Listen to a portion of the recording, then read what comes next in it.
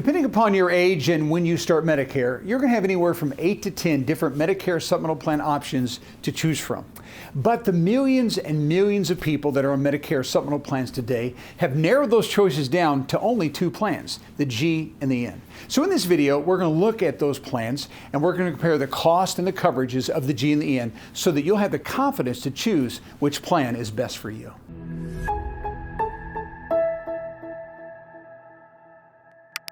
I want to begin this video by doing a brief overview of your different Medicare options, meaning how can you use your Medicare benefits. And so option number one is to enroll into original Medicare A and B, but notice that's all you have. You have no additional insurance beyond that. And so when people decide to do this, they have a tremendous amount of liability. And so this is certainly the first one I'm mentioning, but in my opinion is the worst option someone can go with.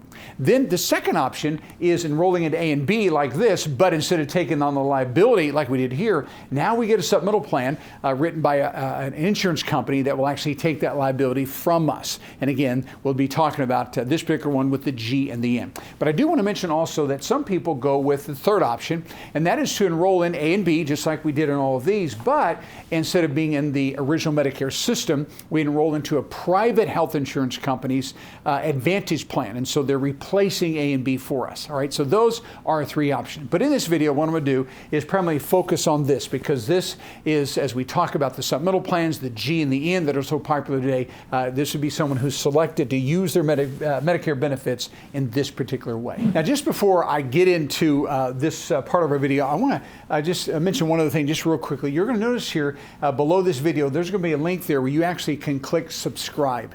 There are a lot of people who are subscribers to our channel because they want to be kept up to date on what's going on with Medicare, or they just began their Medicare journey and they want to watch videos to be able to be sure that they understand the ins and outs of Medicare and what they're doing. So this is a great resource for you, totally free. I think I have well over 400 different videos on our channel. So we'd love to have you subscribe. Every time we do a new video, you're notified of that video content. And then if you'd like, we'd appreciate if you give us a thumbs up. That helps us to let YouTube know that you enjoyed the video, and they may want to send that video out to others just like you. And of course, if you want to leave a comment, that'd be great as well. A video material that you're interested in, maybe I haven't done, or some questions that you have, we do our best to follow up with all those comments. All right, let's keep going. So as we talk about these supplemental plans, that second option, I think the real key factor here is why is it that people select these plans? Why is it that people believe this is the best option for them? And there are some reasons for this. These would be features of all supplemental plans. So whether you chose a G or an N or any of the other plans, here's why people select those plans. Number one is because you have almost, now notice, we say unlimited providers, it's not quite that, but very close to have unlimited providers available to you if you go with the supplemental plan. Now, if someone went with that third option, Plan C, those are HMO and PPO networks. They certainly don't have unlimited providers, but here we do. Why? Because when you choose a supplemental plan, as long as that provider, that hospital, that doctor, that surgeon, that specialist, as long as they take original Medicare, they will absolutely take your supplemental plan of choice. Whatever one you choose, whatever company you choose, they will take that supplemental plan because they have to. So that's one great feature of supplemental plans. You almost have unlimited providers to go for your healthcare services. Number two, we also have national coverage. What we mean by this is when you're in Anchorage, Alaska, or I'm in Miami, Florida, if I pull out my Medicare A and B card and my supplemental card, there is no doubt at all what kind of insurance coverage you have. Everyone understands that system as they participate in that system. But if you're in some other place beyond where you live and you pull out that card, that could be an Advantage card, they may not know exactly what that coverage is going to look like. You're not sure exactly what you're going to get. And so the point is, with the supplemental plan, you have national coverage. You don't have to worry about local, regional type of plans. And then number three, all supplemental plans are written for lifetime, which means this: they can never be canceled by the insurance company except for non-payment of premium. So if you pay the premium, that policy is yours for the rest of your life. It's not an annual plan like Advantage plans would be. It's a lifetime plan. Plus, if you move from one state to another, those plans are actually portable. You take those with you. The insurance company can't cancel it because you relocated, or because you have a lot of claims, or because of your age. There's no way they can cancel it except for non-payment of premium. All right? And then number four, no for referrals required. That just simply means that if you want to see your cardiologist or your endocrinologist, your dermatologist, some specialist, you do not have to go to your primary care physician to get a referral to see the specialist. Many Advantage plans require that, but never will that happen with a Medicare supplemental plan. And then number 5, and this is really, in my opinion, the biggest one, and that's there's no pre-authorizations required at all when it comes to supplemental plans. Pre-authorization means you need a healthcare service that is expensive, and in order for you to get that service, if you have a pre-authorization, the insurance company has to agree with the doctor and approve that before you get that service. That happens about 70% of the time on Advantage plans. It never happens with supplemental plans. So people who don't want to jump through those hoops, they want their doctor to be able to have the final say, so not the insurance companies. They get that with a supplemental plan.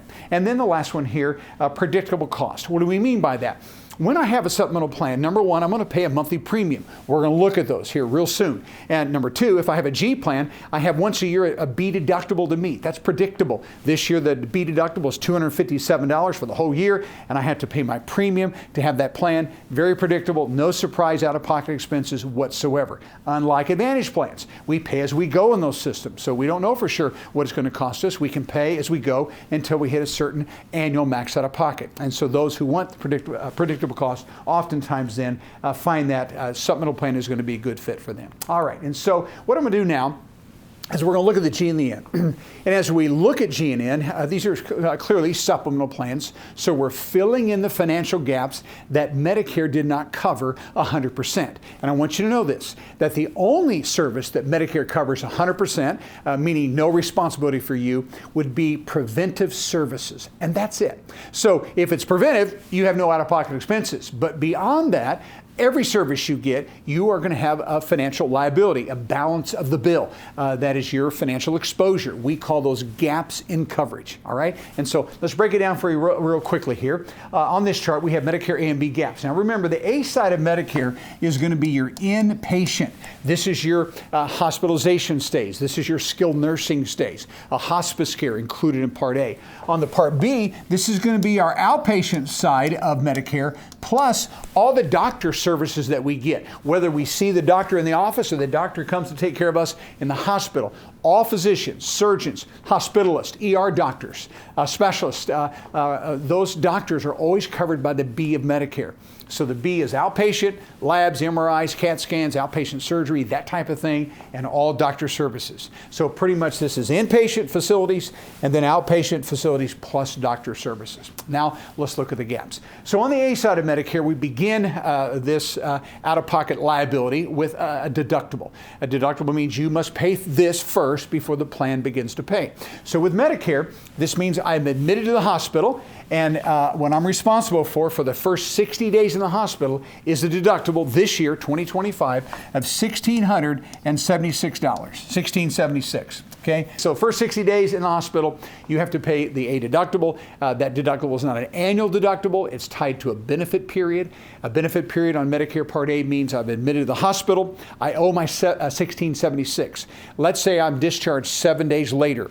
My benefit period from the date of discharge is still in existence for the next 60 days. So if something happens to me from discharge date for the next 60 days, where I have to go back to the hospital, I am still covered by the same deductible because I'm in what's called the same benefit period. But if I'm hospitalized, I'm discharged 7 days later, 60 days goes by, and nothing happens to me that would cause me to be, rehospitalized, but it happens after that. Now I'm going to have to pay another deductible if I'm rehospitalized after that 60 days of being discharged. So the point is, I'm responsible for that deductible, and it can happen multiple times in the year.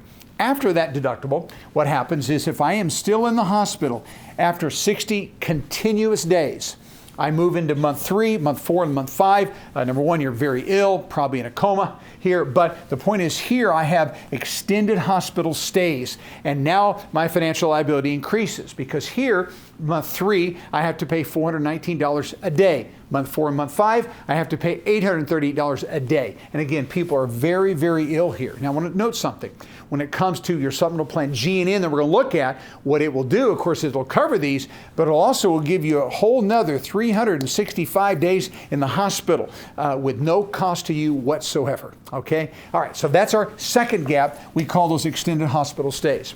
Now, when it comes to a skilled nursing facility, this is the last big ticket item that's covered by Medicare A. This means I've been admitted for inpatient rehab after a stroke, sometimes after a hip replacement, or maybe an injury or an accident or a fall, and I need that intensive rehab. I'm going to skilled nursing. Medicare says this: as long as you were in the hospital for at least 72 hours or longer, the doctor can then admit you to skilled nursing, and as long as we had that 3-day stay or longer, Medicare covers everything the first 20 days. Sorry about that. Doesn't cost you anything, zero. But after that, the next 80 days you have coverage, but you have a responsibility of $209.50 a day out of pocket. That's a daily copay for the next 80 days. Average person right now is in skilled nursing somewhere between about 35 to 40 days. That means they're paying about 15 to 20 days of copay, so $3,000 or $4,000. All right, so again, that's going to make our third gap on the A side. Let's talk about the B side of Medicare, again, that outpatient side. Doctor side, the Part B deductible this year is $257. Now, in 2024, that read $240. The reason for that is because every January, the Part B deductible resets. And so whatever resets to, you're responsible for that. So it went up a whopping $17 from 24 to 2025. But that is your responsibility. You pay the B deductible, so anything coming through the B side of Medicare, those first $257 of bills, is going to be billed to you. Then after that deductible, small one that's met, and by the way, it's annual, they don't prorate it, it's a calendar year deductible. It resets every January, so once it's met, then Medicare becomes an 80-20 plan.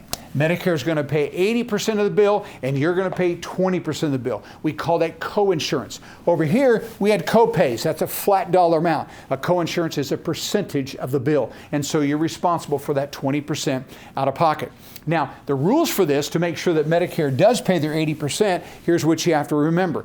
You have to ask 2 questions. Every provider you go to, you have to ask them, do you take Medicare? Now, of course, the majority of them, yes. 99% of all non-pediatric doctors take Medicare. 100% of all hospitals take Medicare. Okay, so, but you got to ask. And so if that doctor takes Medicare, that's one question. Question number 2, if that doctor is recommending any kind of a healthcare service, it could be a surgery, it could be some type of lab work or an MRI or something, but if they're recommending it, you're to ask, Doc, is this covered by Medicare? So number 1, Doc, do you take Medicare? Number 2, is this covered by Medicare? And when we get yes, yes to those questions, that's when Medicare is going to cover 80% of the bill, and you're responsible for 20% of the bill. And again, that is our second gap, called coinsurance. Our last gap on the B of Medicare is called excess charges. Now, here's what happens. 95% of all doctors, thereabouts, take what the Medicare reimbursement rates, what they're willing to pay, Medicare is, they call that fee for service. And again, about 95% of all doctors will take fee for service as payment in full. They don't bill beyond that. But about 5% or less are actually going to add to the Medicare bill. They can see Medicare patients, they can bill Medicare, but what happens is they're going to add 15% to the bill. They do not agree under contract to accept Medicare reimbursement rates as payment in full. They add to the bill. When they add to the bill, that's called excess. The limit is 15%. And when they do this, they will add the full 15%. I can assure you that. Again, this is very rare. Less than 5% of doctors do it. But when it happens, you are responsible for it. Medicare allows excess to occur, but they don't pay any of that. All right, so the whole point is this. These are your gaps that exist within original Medicare A and B. Now, the majority of people are not interested in being liable for these gaps, all of them for sure. And so what happens is now we have the opportunity to buy a Plan G, Supplemental Plan G. Again, there's 8 to 10 different plans, so this is the most popular one today. And so what the G plan is going to do is going to fill in the gaps.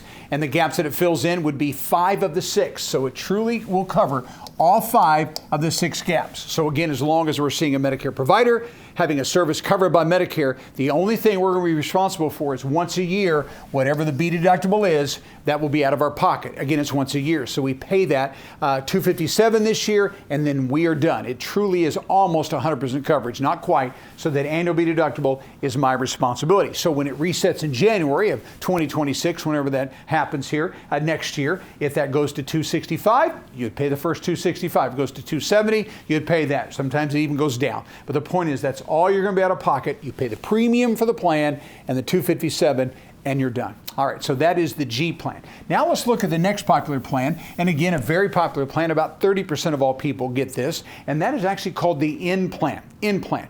Now, G covered 5 of 6. N, you're going to notice, is going to cover 4 of the 6 Medicare gaps. So this is how it looks, right? Everything on the A side is covered, just like the G plan, but on the B side it differs. Remember, this is my only gap on G, but now we've added another gap when we have the N plan.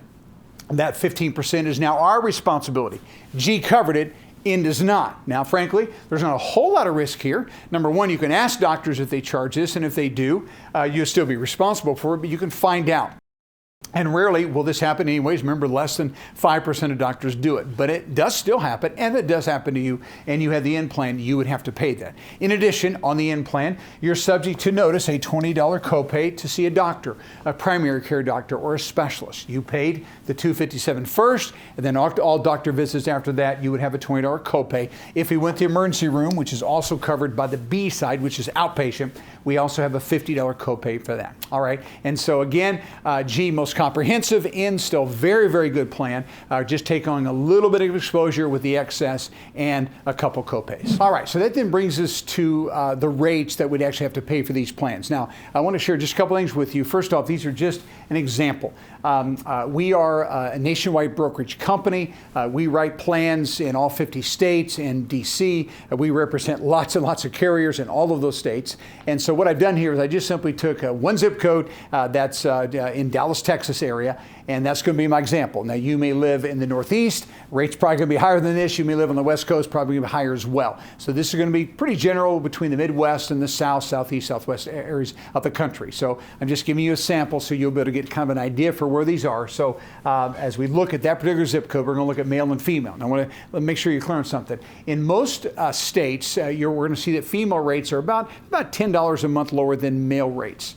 Now, some states are called community rated, and that means that everyone in that area, that multi-county or that state, is going to get the same rate, regardless of age or regardless of gender. That does happen. So this would be in an area where gender differs as well as age differing as well. So we're looking at the rates of someone that is a lady, a female, turning 65, and a male turning 65 in that particular zip code in Dallas. So for a Plan G, this is a range of rates. Now, again, I looked at about 12 different companies and their G plans and their N plans, so that's why you see the range.